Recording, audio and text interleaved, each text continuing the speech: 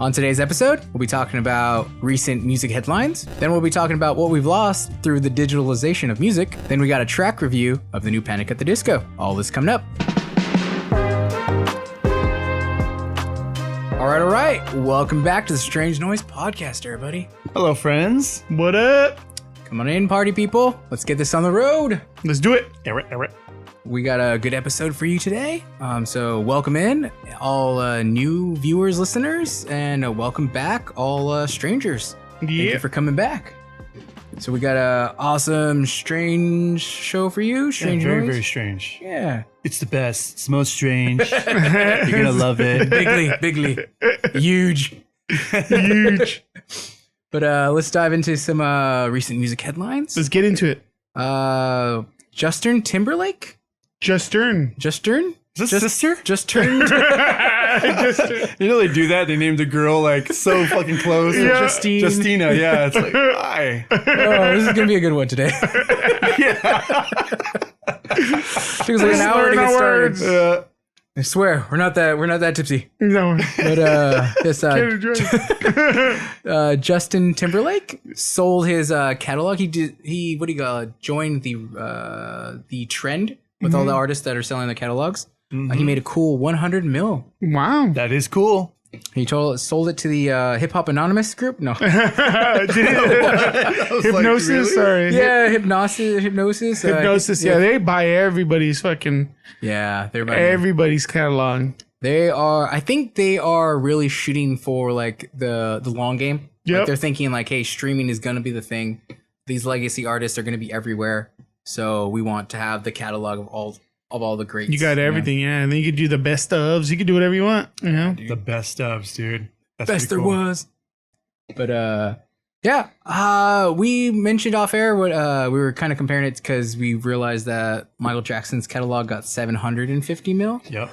And I believe Bob Dylan's got somewhere around 3. Oh, you got 300. Oh, okay, that's what it 300 was. mil. Yep. Who? Someone else just. Fleetwood Mac, right? I Oh, yeah, believe, they sold their. I don't know how much though. I'm not too sure on I price. think they were in the 100 mil range too. Ooh, not bad. I want to say they were around there. That's some good money right there. Do these artists? I think that sucks though with the group, right? Yeah, you guys split it. Oh. Yeah, because I was going to say, oh, that's cool, more than Justin Timberlake. But then I thought real quick, what's the group, you know? Justin's a you're single right. guy. You got the fucking group, Fleetwood Mac.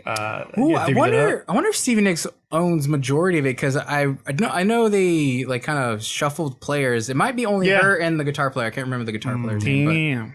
But anyways, they're That's good money though. sending some generational. We'll sell you the catalog of the Strange Noise Podcast if you want to buy it. Oh, $20. That's right. Some coupons, some Szechuan sauce. oh, the Szechuan. But from there, NFTs again. NFTs, man. I don't get it. Making headlines all over again. This one for a slightly different reason. So Mark Hoppus, along with some music execs and Pete Wentz of Fall Out Boy, Yep. are starting a record label based off NFTs. Okay. So they're going with what they're calling it is the Shark Tank model. So Right. basically, kind of like the band will come to them, and I'm assuming they're going to issue like NFTs as like purchase kind of coins or something. Okay. Or maybe as stocks type thing, and they're going to provide funds to the band as they need. Are they gonna have to like? So the artist will come in, they'll pitch their music, and then they'll be like, "All right, we're gonna front you." I believe exactly. NFT. Yep, they're working exactly like We're going to front you an NFT. one NFT. That's what I don't fucking know. That's what I'm asking. Like, how does this thing So work? they're going to allow them to like do something that they can already do on their own? Like, I don't get it. That's what I think. What they're providing is the backing. So the idea, like they're providing the namesake. Basically, you're not just going out there and having you're creating your own NFT, but you're on a record label with the executive likes of Mark Hoppus and Pete Wentz. Got it. So Yeah. I believe that's the draw of it. But yeah, they said that they're doing if I can get back to the story. I mean, it does make sense to have some notable backing because obviously they need some finances to start these things too anyway, Yeah, exactly. You being an artist, I wouldn't want to put my own money forward. So that is, Yeah. it's cool to rely on somebody for that. And this might work too. This might be more, what do you call it?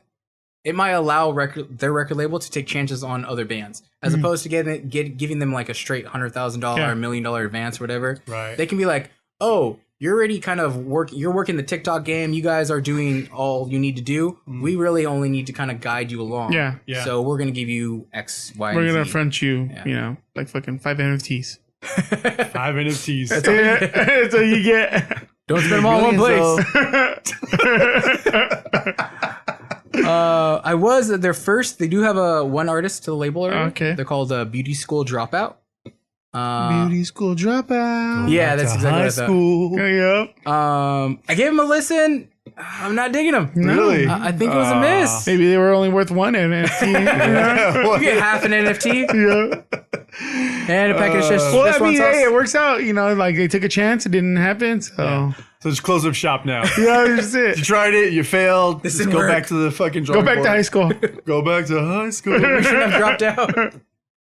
But yeah, I think this is a cool model for the idea of taking chances on other bands, as opposed to like, the old model of like, okay, you have to have not only the talent, but you have to have the look, you have to have this, you have to basically be the whole package in order for a record label to take a chance on you. Yeah. Like, right now, I'm watching. There's a YouTube series produced by Sumerian Records. They're basically doing their own version. It's like a battle of the bands, but their own version of like the voice type thing. Oh, that's cool. They're having bands come in. The judges are Alice Cooper, Gavin Rosdale, Tosin Abasi from Animals as Leaders. Yep. Okay. Guitarist.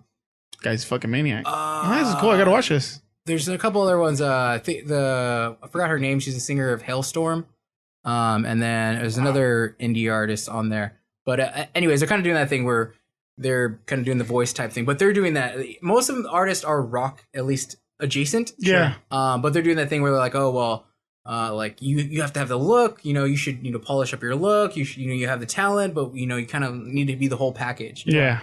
Where something like this, an NFT type thing, where like they don't need to, have a giant investment in you. Yeah. They can take a chance on like maybe a smaller artist where they're like, you know what, we believe in you. You may not have the look, but we love your sound type thing. Yeah. So I'm hoping that's where it goes with it. The Ed Sheerans of the world, if you will. Dude, that guy's everywhere. I'm just playing. But He does strike me odd every time I see him, though.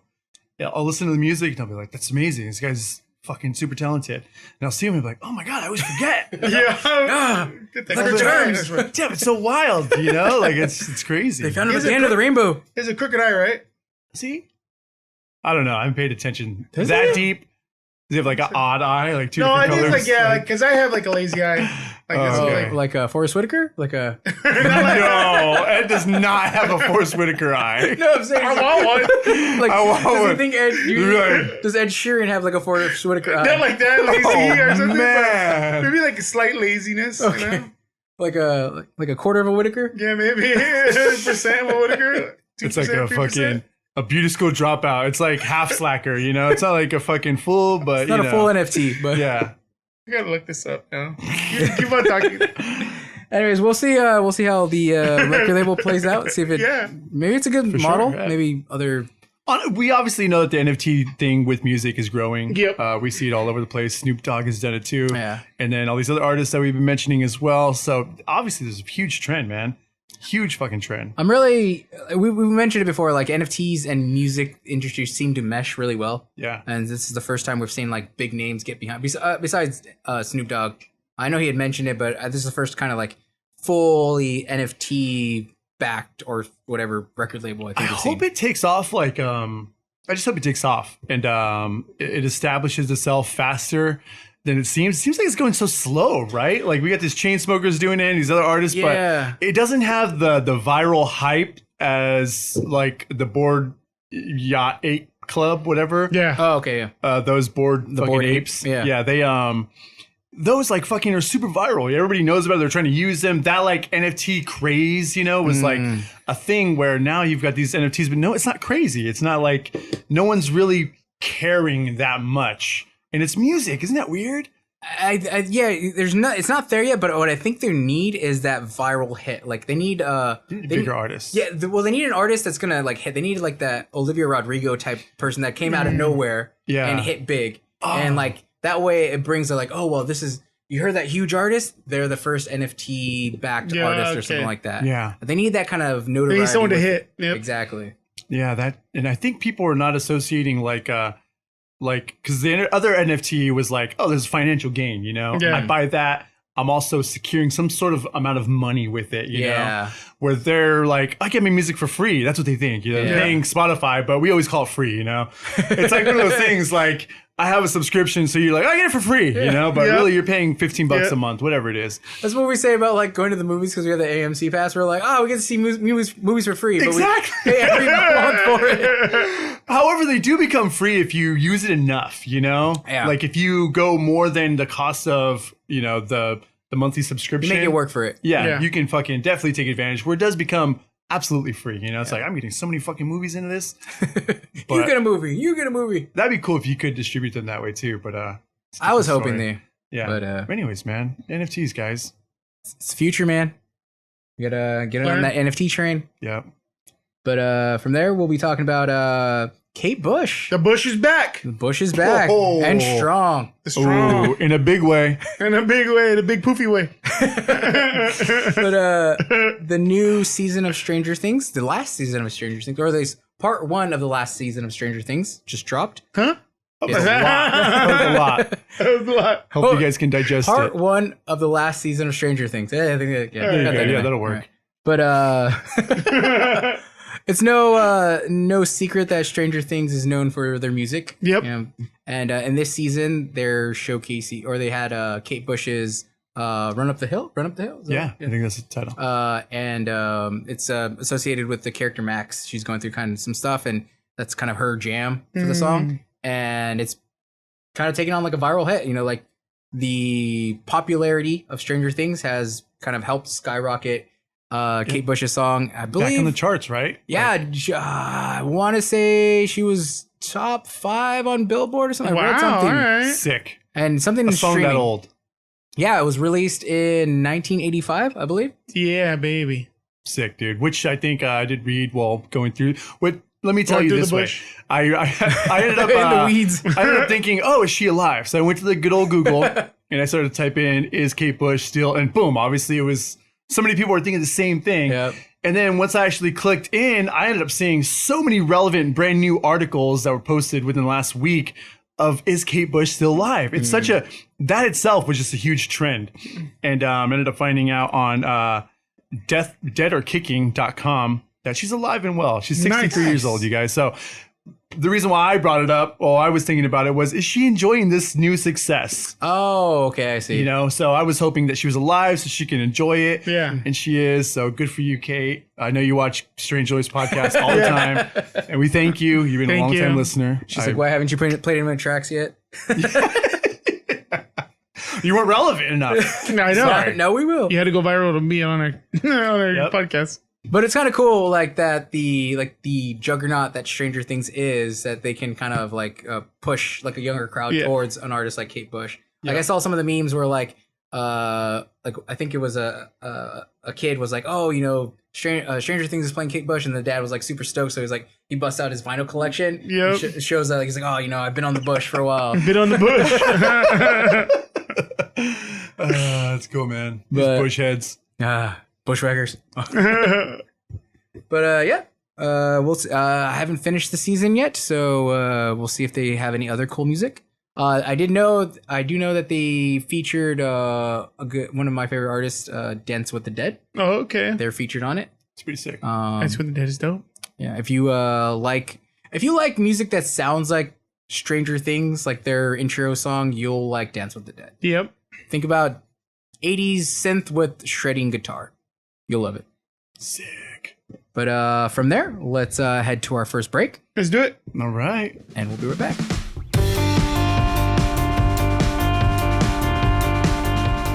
You guys ready to get back into the Let's do episode? it. I am, but I did have an epiphany or an idea, actually. All right, all right. I've been wanting to do this. I've been wanting to remind myself on the mic, you guys, if you made it this far, it's not far enough, but thank you for making it this far. Stop really quick. I know this is tedious and weird, but I've been going over some statistics and analytics, and like our podcast or follow our page wherever you are. If you're listening to us right now, Whatever platform. please do this. You obviously clicked on us. You like us enough to listen this far in. So go back, follow us, and if you can add a rating, please do that. Yeah, this actually helps us to get noticed by other people like yourself, so we can continue doing what we're doing, and we're going to keep doing it no matter what, but it just helps. Yeah. If you enjoy the podcast, doing so will help others discover us and enjoy the podcast as well. So please, thank you. Something that's been in my heart, on my mind. Preach, brother. Preach, brother. That's it. Yeah. Oh my heart is sweating. My fucking Need that organ playing in the background. out. Shut up, Pastor. I'm serious. Yeah, but it has, every time I go on the page, I'm like, oh, I think we need to mention that just occasionally. Yeah. I hate to like push things on people, agendas and whatnot. Do it. Damn it. And thank you in advance for doing so. Thank you. Please, Really thank appreciate you. We know you can do it. Thank you. Yeah, we believe in you. But Back on track. Back to the episode with what have we lost with the digitalization of music? It's a heavy question. A little bit. It's a heavy load. It's a heavy load. Don't say that. But I came across this article. I was on an article on the Daily Costs. They wrote about what have we lost through the digitalization of music. The writer goes on to kind of chronicle his journey with discovering music from grabbing vinyls, listening to them, having friends recommend artists to him going hunting those down, having the experience of like opening the vinyls, opening CDs, and getting either the liner notes, pictures, just different things along with the music. Accompanying the listening to the music, not just the music itself, but also having a whole experience. Right. Yeah. And goes through like basically saying with streaming music and not even purchasing physical copies of music anymore. Like, what are we losing through the whole, basically the migration? He knows it's inevitable. He knows it's kind of this the future of music, but what are we going to lose in the process? Yeah, of it, he's just not some old man screaming like. Yeah, he is a little bit. He does go through and he's kind of manny a little bit. Yeah, but he's a self-aware old man. Yeah, all right, cool. That's cool. Basically, realizing he reminiscing on the love and the love for the experience of discovering new music that he had. And what, how that's going to kind of translate into like the digital space. Yeah. Like how are new listeners going to enjoy, or how are they going to get that experience with digital music? You know, you're not buying album covers. You're not getting you're not getting lyric sheets anymore. You're not getting like maybe special photos or like in a double album or something. Like we just talked about the Kendrick album. It was he called it a double album. Yeah. But it wasn't.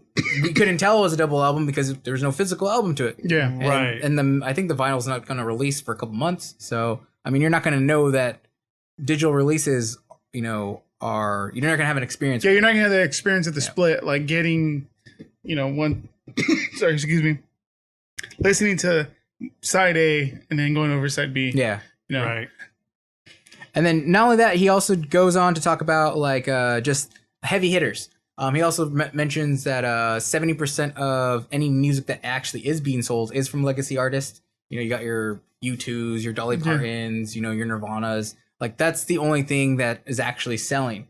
So they're basically just repurposing legacy musicians, and new musicians aren't really getting put in those ranks anymore. Like you would think like I would have thought like a big artist like maybe like Drake or The Weeknd would also have like physical copies sold, but they're not even really in those talks. That's wild. So I never really thought about that, but yeah, it's crazy, man. It's such a huge like it was such an amazing experience to have the tangible product in front of you. It really was cool, and I'm sure that this guy does sound gripey at certain point, because it's unavoidable. Because you're confessing a love for something, it's while shunning another. When you're so passionate about something, like I was just kind of thinking of the like when we went to the album release for War All the Time. Yeah, we went to Tower Records. There is no Tower Records anymore, right? So you can't even have that experience. They played a live show at Tower Records. Yep. They got to they signed all our our CD covers. Yeah, AP magazines. Yeah, magazines too. And I mean, I guess you could still have signature. You could have signing and stuff like that. But like, you're not going to have you're not necessarily going to have the physical album to have that experience, you know? Yeah. Dude, so this whole conversation actually, it can pose a different question, like, where's this money going now? Because if they're just releasing music digitally, and they used to have a huge budget for the production, you know, like the actual tangible product. All the marketing issue. Yeah. Because that's what they were doing. They're like, dude, we got a bigger budget. We're doing 2 booklets, a quad fold, card stock. It made it seem so much more like a fucking something you want to keep forever, dude. Not only that was something that artists went into the thought, like, okay, like say their album had a concept or, you know, whatever, so lyrical content, you know, had a meaning, a message behind it. They would go into the design of their packaging with that in mind. You know, they would design it in a specific way. Like in the war all the time, they had, you know, different kind of art. Well, they had different art for each. I mean, because you know how there was like a lyric page, right? So each lyric page had art pertaining to the meaning of the lyrics in there. I think I do remember that. Yeah. So it was like, and they had, I think it was like 10, 11 songs on there. So it was, you know, different art for each page. Like it was just like a whole experience, you know? And there was 2 releases. I don't know why it happened or how it happened, but I do know that I have 2 booklets for War All the Time. One is all white. There's I have a white version. It's an alternate version. I don't know where it came from, but I have that one too. I was going through my stuff not too long ago, and I realized, and I remembered, there was the actual insert that came in, and then they did a different release. I don't know if I got it from going to that signing or if there was just an alternate release that was popped up somewhere. I'll bring it through so you guys can see it. You guys got to see it because I got a lot of weird shit. I wish I could share with you guys every day. Yeah, we'll do a show and make tell. An episode every day about dumb shit that I have. Everybody fucking hated me for fucking keeping it, but now look who's got a fucking show. That'll be a sub. That'll be got a show. There'll be a segment, strange noise, strange shit. Yeah. Got the strange shit, man. Yep. But that's crazy. They had a lot of fucking money that would go into that stuff, and it was so special, man. It really fucking was, dude. And you were like, I don't know where that. Like, I would assume it's lining somebody's pockets somewhere. Yeah. Or are they spending? No, they're not spending it on production. That's almost gotten easier. We were it's just talking easier, about it. Yeah, it's gotten easier. So it's wild. It's interesting. I wonder I think they're pocketing it. Does it go directly to the artist now? No, no, they love you guys are like, no, right away. The budget they give them is smaller now. You know, just because they don't. That money's just theirs now. Yeah, that's so crazy. But it does suck. The key thing, I don't know if he mentioned it in the article, but the key thing I think that was the big thing for me was not the experience of the book. I liked all that. Like, I can get over that. Mm-hmm. It was the experience of listening to the music with your friends. Because that was key for us to develop our friendships and our how we bonded. It's just by sitting there and being like, Rob, I gotta show you this song. Like, this is how, like, that's why, like, when we say listen to the music, it's like, listen to the music. And if you can't listen to it, people, because we actually do sit here and listen to the music with each other. And we talk about together. it. Yeah. And it's just like that old pastime we have, that thing we do. Yeah. But that's like the thing, I think now you can just share a song by just sending it to someone, right? You know, where you're not so just hollow. Where you're not just like bringing them into a room on a shitty boombox listening to some song. You know what I mean? Dude, I'm so glad you brought up that point. Yeah. That was it was on my mind too, dude. We would do that. Someone would buy a CD. We all couldn't afford it too. There was like so many different circumstances, and that's a fucking awesome thing, dude. We share together, man. That's And to your point, like of the idea of listening to with your friends, like. I'm thinking of like kids now, like if you're sitting in a room together and you're like, hey, check out this song, like they can immediately like, nah, don't like it. Immediately, like don't even have to give it a chance, you know? Maybe they would actually like the song a minute through, but they listen to the first 10 seconds, they're like, nah, you know, and they can turn it off right away. Yeah. As opposed to like if we would listen to it, in a sense you'd have to like digest the whole song or the whole album to be like, you know what, this is how I feel about it. Including song the way it rotates, dude. The way it goes from song 1 to song 2, song 7 being a special fucking song for whatever reason. Yeah, it seems it always was. Yeah. Now that's almost irrelevant, you know? Song 7 could have never existed because I just dropped singles now. That's true. You know, it's so crazy, dude. What a wild thing. And it's interesting. They go on to ask too the question of like, so who are gonna be these, like they ask like where's the next police, you know? Because we talked about, we mentioned it before, where like record labels used to take chances on bands. They'd be like, okay, well, we're gonna allow you to put out, you know, 8 albums, and then like the Police, they had like 6 albums before they hit. You know? Yep. And Crazy. where are those in the digital age with the TikTok generation? Where like, hey, you got to release a single. Like, where are these legacy artists going to come from? Like, are they going to have lasting power? Because that's basically his main takeaway. I feel from it is like, because of these experiences we had with the music, these artists stayed with us for a while. This is why, Thursday's on, constantly with us. This is why we listen to AFI, even though maybe we fell off on certain albums, but they're still like in the rotation. Yep. Like, I can't tell you that, like Juice World is going to be in my rotation in 10 years, Maybe he had some songs I really liked. Right. But I can't tell you that, that, or, for these kids that love MGK, like, is he going to be in the rotation? You had to go fucking bring up God damn it, dude. I was gonna bring up Ja as a cool joke, Like I'm not listening to Ja anymore, but you fucking dropped the MG. Man, I'll tell you. I'll be honest with you guys. This is gonna sound far fetched, but I am gonna pull up my listening history just to prove it to everybody. But I was gonna pull up an MGK rap song. Okay. To kind of demonstrate that he once was talented. And then I was like, you know what? I don't want to fucking do this. I don't want to even go down that road. I don't want to give him more airtime. It's just one of those fucking things that I just decided not to. But Jesus, dude, it's so funny you mentioned that. You snuck it in there. Your best. It was the only one that, like, I was trying to think of like a relative artist that is kind of big. No, that I I'm get not it, sure yeah. that's going to have lasting power. Oh, yeah, it's so good.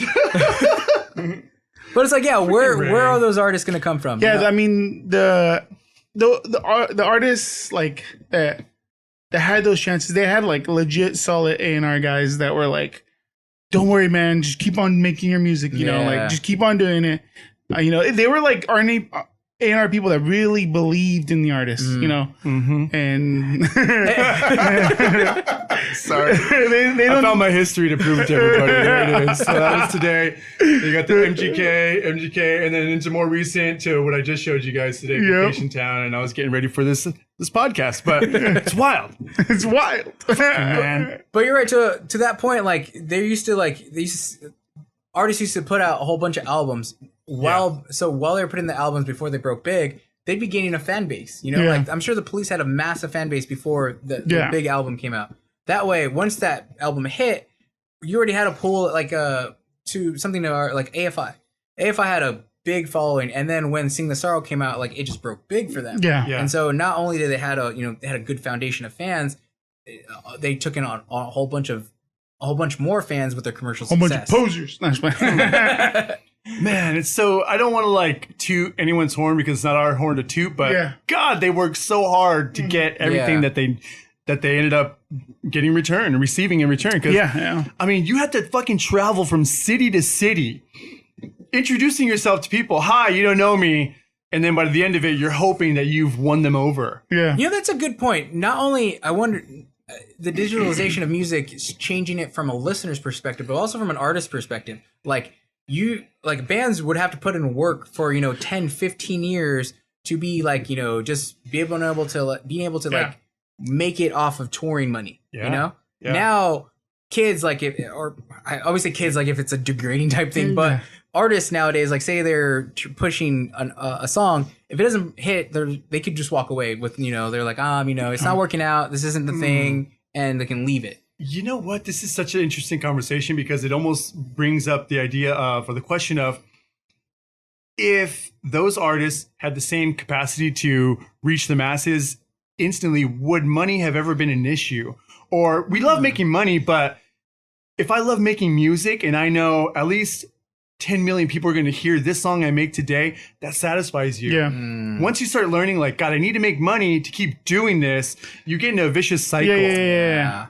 I mean, Where these kids now, they can leave it, just like you said, because, I've already made the 10 million listeners. Yeah. And a little bit of money is more of the afterthought, Or even if they haven't made money, there wasn't a big sacrifice where they can just be like, No sacrifice, really. Either be like, I made some songs in my bedroom, and it wasn't a big thing. Yeah.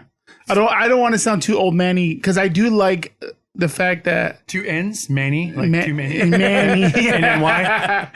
Oh, Manny. Oh, Manny. Tell him, man, word. Like he's old Manny.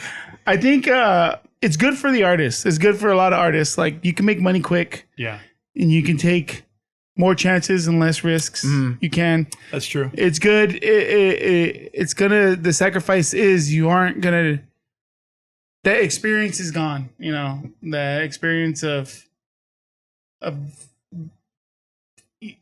like you said, the traveling shows, the hard work. You know, not saying that it's not hard work, but like the footwork. You know, the grunt work to get into there. You know, that experience of the music. Yeah, it's like it's a good thing and it's a bittersweet thing because we've been through the hard work part of it and you know it growing only so big where like now kids can do it and just like boom. So it's like a little bit of a little bit of resentment in me and a little bit of like good, you know, like you're not gonna have to feel those struggles or whatever, you know, you can, and it's going to be easier and it's going to be, you want to make a record, fucking do it in your bedroom. You know, you don't need to worry about Windy Night Studios, you know, paying all that, paying money, you know, you can just, shout out to you, Wayne. Fucking Wayne, dude. But like, it's like a bittersweet thing, you know? You're right. There's like like to that effect of like all the tools that all the musicians have now, like of course we wish we had, you know, when we were, and I'm sure other artists before then wish they had as well. Sure. So you're right, there is a kind of a bittersweet thing to it. I think it's a thing to kind of piggyback to not be so old manly. Yeah. Is I think the way we experienced music before and people that experienced music before us, I think those experiences are gonna continue forward. They're just gonna change. Yeah. I think it's gonna however kids and new people discover new artists and new music, it's gonna be different. I feel like there's an old man idea that maybe the passion isn't gonna be there as much anymore, but I don't think that's the case. I feel like kids are still gonna love. I mean, you look at like some of these, fans at like a BTS show, they're screaming their heart out. You know, they're insane. Like I just learned you can actually collapse your lung from screaming at a show. Wow. Like there's an article that's talked about like a girl that was screaming at a One Direction concert and had to go to the ER because she was feeling pain. And they realized that she had a partially collapsed lung from screaming at the One Direction show. Wow. Whoa. But to that, they have passion. I think it's just going to look different. It's not going to be our, experience what we had. But I think it will just look different for going forward, You know what? Using a boy band as an example in this conversation is actually a good thing to bring up because those are the most like marketed bands ever. That's the reason why they end up hitting. It's such a crazy thing, and it also is like a testament, towards, because we're talking about legacy artists and who's going to stand the test of time. And I think if anything, we will see these boy bands trickle into that legacy territory because of how wide their span is, their reaches, because of that fucking marketing. That marketing got such a broader reach. It's a more mainstream marketing reach, It's not just a TikTok super underground 13 to 22, demographic. It's like fucking broad. We see them everywhere. They're on fucking commercials. They're doing food collaborations. They were just at the White House. Oh, were they? Yeah, yesterday. See, that's an interesting thing. Now you know that there's 30 to 60, 70-year-olds that know who they are. You know what I mean? So it's that idea. It's the whole fucking marketing, putting them in the right place at the right time. It's crazy. And I think you're right. It's like, I think too, bringing up the boy band thing and like One Direction, with Harry Styles kind of going on a solo. Like he's one to watch to see, like, does he become like the next Justin Timberlake? Does he become that next legacy artist that is, kind of propels himself? Like, not only did he have like, the like say the teenage fans, but they also aged up with him and continued to follow him. I'm wondering if he could be that next person. I wonder too. But we'll put a pin in it for right there. It's a way bigger topic. We'll probably bring up way often because we're old men and we like to I like this one. I'm not scream done at the yet. cloud. I'm not done yet. We'll get back into it. But sweet, let us know what you guys think. Is the digitalization of music, you feel it's a good thing? You feel like we're losing something? You feel like we're gaining something that we don't know yet? let us know. Do you even know it's existing? Like, did you get introduced to the digital world? Do you know the Muffin Man? Do you know the Muffin Man? The one that lives on Drury Lane. But from there, we'll head to our next break, and we'll be right back.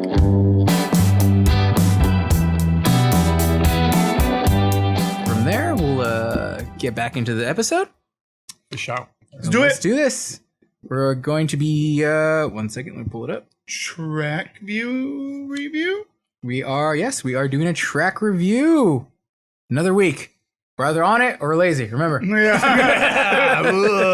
You don't know. We do. Never know. It's up to you to decide. But we're going to be reviewing Panic at the Disco. Ooh, okay. Brendan Urie dropped a new track called Viva Las Vengeance. I almost went right into saying Viva Las Vegas. Yeah. Yeah. It does kind of have that feel a little bit too, huh? Las Vegas. Yep. So, yes, the track just dropped today, I think, June 1st.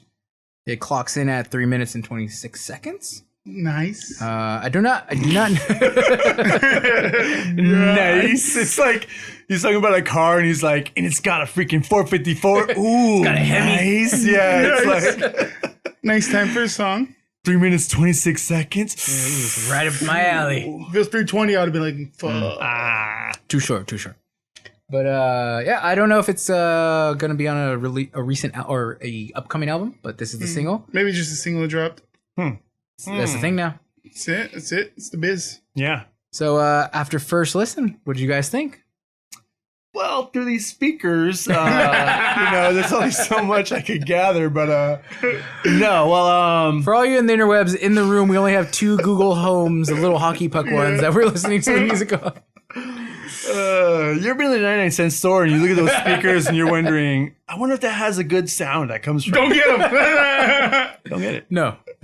But not what they're for. No, first listen, I was thinking Vegas, huh? I know he's a native Vegas, Las Vegas person, and he's already made songs about Vegas. So I'm kind of like, okay, you're going back to that well, going from it all over again, because he had Vegas Lights in album 3. I don't know, somewhere in there.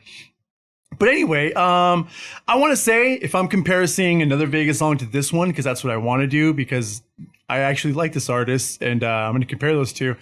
It's not as good as Vegas Lights. So for Vegas songs from Brendan, man, I think he missed the mark on this one for me. Yeah, I'm going to say subpar a little bit for me too. Like I told you guys, the production, I was disappointed with the production on this. Sure. I feel there's a trend with artists now, like especially a lot of the artists have home studios. They're kind of producing their own stuff. Yeah. So they're on the phone. Yeah. Drag and drop. I fix it on my way to the city, But they're missing that like flair of like a good producer, Butch Fig. Yeah. Yeah. They need a little big touch. Turns out all the producers is dead. That's what happened. But the production is the first thing that stood out to me. I was a little thrown with the intro kind of just being straight, like kind of punk rocky guitar. Yeah. Kind of a punk rock feel. But overall, not the strongest, I would say, Panic song for me. I think it's alright. I was like, it's okay song. Yeah, production sucked, but I was like, my first listen was listening to on these speakers, and then I thought to myself, sorry, Brendan, we didn't do you any favors. I thought to myself, all right, shitty speakers. Yeah. It's okay. Maybe we're missing something here. Yeah. But then, like in my head, producer head, I was like, if it sounds like shit on shitty speakers, it's going to sound like shit on good speakers, That's a good way Because to think about it. the key is a song should sound good on shitty speakers. Because then it's going to sound good everywhere else. That is a good tool. If you are mixing out there, one of the tool or the, what do you call it? Keys? Yeah. Tips. Fundamentals. Tips. Tips. Yeah. There you go. Is I've heard people say mix on Apple headphones. Yeah. Because that's what majority people are listening on. Yep. So to get a decent mix for what majority of people are going to hear, mix on Apple headphones. Yep.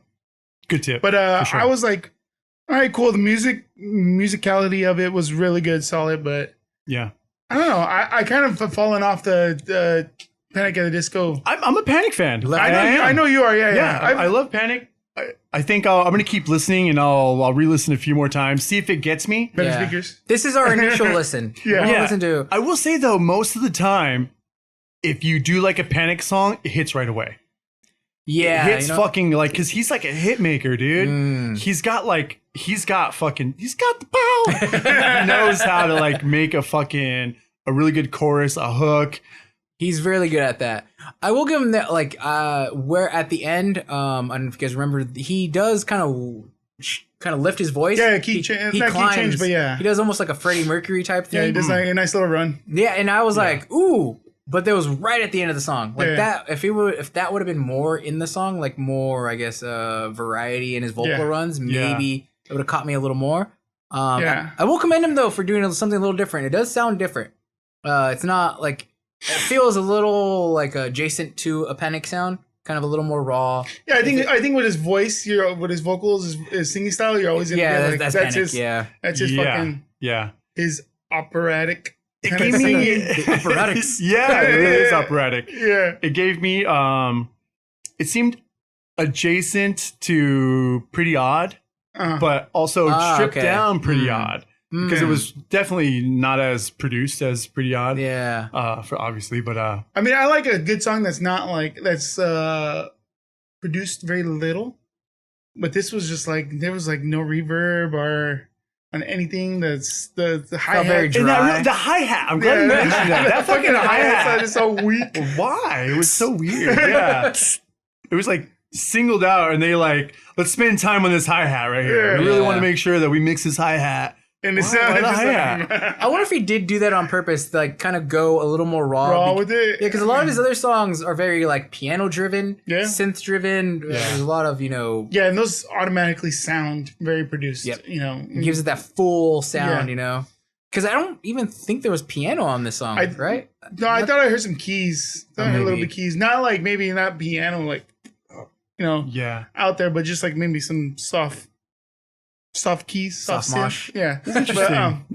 But yeah, man. I don't know. I have fallen off the wagon with Panic at the Disco. So it's not that I don't like them. It's just that nothing after the first album. Maybe I think I was just like so wowed by the first album that nothing could compare. Fever You Can't Sweat Out, right? Yeah. To you. I don't know. I don't know if it was Panic or some other band, but I just recently seen one of the bands that we like release their demo versions of some songs. Taking Back Sunday. It was Taking Back Sunday? Yep. Okay. No, yeah, it might have been someone, maybe someone else. Someone else, but if you guys remember, and if you people out there that were following along on these people's journeys, Panic initially had a really different version of Time to Dance. And Joan Zetta also, when they were popping, Joan Zetta had a whole different set of demo versions of their songs that sounded really fucking cool. Yeah. And then when they ended up releasing their major or their label release, it didn't sound as good. It was really cleaned up and it was produced, but too much. Yeah, they lost a little bit of that flavor that was a little raw. And I remember there was a few bands that way. I think Nightmare of You also had some demo versions that were like so fucking good. And then the fucking overproduced fucking album release was kind of a letdown. But it sucks when that happens. But I don't know why I brought that up, but to that point, maybe he is stripping it back because Panic in their lore because they got signed off of GarageBand demos. Yeah, right. They actually got signed before playing a show. So maybe kind of reverting back a little bit, kind of drawing from the well of Las Vegas, kind of stripping down the production a little bit, maybe taking it back. Yeah. God, I don't know if you can really like say this, but they are a real early viral band where the internet rallied to make something happen, because I think people were kind of like not petitioning to get into Pete Wentz's hands or ears or something, but there's lyrics in one of the songs about him like talking about the internet, and he's saying like, you either like, God, I gotta go back and look it up, but insert here. Yeah. Insert here. But in a nutshell, I think he was kind of like bringing up the idea. I get what you're saying, because I did feel like I felt like when they came out, it was like different. It was like it felt different. Like it felt like more. There's a lore behind it. Yeah, you already needed to listen to it because they already did something so impactful here. You know, it was a really interesting thing. Especially I remember them being like drama behind it because I think what was the other? I think the band was Cartel. Cartel like kind of was talking shit on them because they were upset with the idea of like a band getting signed without even playing a show. Yeah. And they were like, "Oh, other bands had to put in years of you work." just suck. They weren't a bad band, but I mean that's kind of just they're not salty a bad old band, man but type And of it's thing. part of a conversation that we're having today. We Yeah. just had it. You know, these other bands that are in their bedroom That's true. creating something out of thin air, and we just said it. Those other bands put in work, and these other ones didn't. So it's kind of like GarageBand was very a similar shit conversation. program, and Dude. When back it was then, early, it was so shit. God, so shitty. So kudos to So Panic at the shitty. But Disco. it got really good quick. It did. They basically borrowed from the Bigger Brother logic a lot. So not that Yeah, logic. I mean, this whole thing is Different logic. this thing is all produced on The splash of another logic and then the other fucking actual logic. That's cool. But quick, based off of this track, All right. whether you're fans of it or not, does this push you? Are you excited to hear more Panic if it's in this direction, or would you rather it maybe swing a different tone? I'm excited to hear it. I'll hear it. I'll listen to it. I'm not excited, but Yeah, maybe excited is an overstatement. But yeah, I want to hear it. I'm kind I of do like, wanna hear if it. you guys bring it to the podcast, I'll listen to it. Yeah. I mean, I'll It's like seek cardboard it out, pizza. You're like, yeah, it's there. It's there. Pizza. I'll eat it. It doesn't have a taste or anything, but no nutrition. Yeah, but I will look into it. Sweet. Yeah. Well, let us know what you guys thought. If you guys are Panic at the Disco fans, If you're disco heads. disco heads, panic fans, panic. I don't know. If you're enjoying the track, let us know. I wonder what they call them.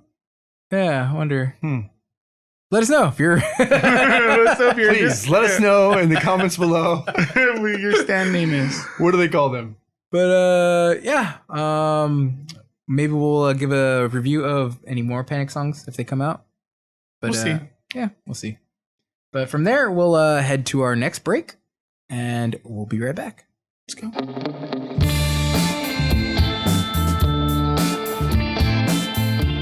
But sweet, some good music on this episode. Yeah. Yeah, good It's music. It's a good mixed bag of music. Yeah. You were a little soft, doing some punk. Yeah. Took it back with this fucking the new oldies. The new oldies. Sick. And I did change it up with my selection. Change it up, I mean, by choosing something newer of Millencolin. I don't know why, but I feel that song is such a really good intro track for Millencolin. Yes. Yeah. If you want to hear their sound, that's the quintessential song right there. Yep. But if you really want to do yourself a favor, go back and listen to Same Old Tunes. That's their first album. And just listen from song 1 from Mr. Clean all the way through. Mr. Clean. And then, Oh my God. when you get to Leona, go ahead and hit repeat and play it again. Yeah. Really, really good song too. They're so good. Mystic Reptile, Disney Time. It's all fucking really, really good. Some shit. My wife actually showed me that, so kudos to her. Yep. I never give her credit. I didn't want to give her credit, but I figured, you know what? obligated. I'm going to use this to my advantage sometime later. And I'm going Yep. to tell her, hey, I gave you credit Some brownie points. publicly. Publicly. Yeah. So there it is. Use that. You're welcome, Mo. But yeah, we got some good. Oh, God. You guys ready to close out this episode? Let's do it. Let's do it. It was a fun one. Yeah. Thank you for tuning in, everybody. Those who did not listen to the Spotify version, please go listen to the Spotify version and get the music we dug for the week. We picked out some gems. Think you'll enjoy it very much. Yep. If you like anything we normally share, you'll like the music we put on this week. Some good stuff. But we had some good topics. Yep. We talked about some good stuff. Mm-hmm. Some stuff we're going times. to come back and talk about, especially with the digital music. Yeah, well, that's like a topic we're always going to discuss. Endless, dude. We're old men. We're yelling at the clouds. So Yeah. Later on tonight, I'll fucking wake up from bed and freaking cold sweat. sweat. Be like, oh, there's something I didn't mention. Yeah. Oh, griping. Good to write it down. These damn kids. Oh, back asleep. Put my CPAP machine back on.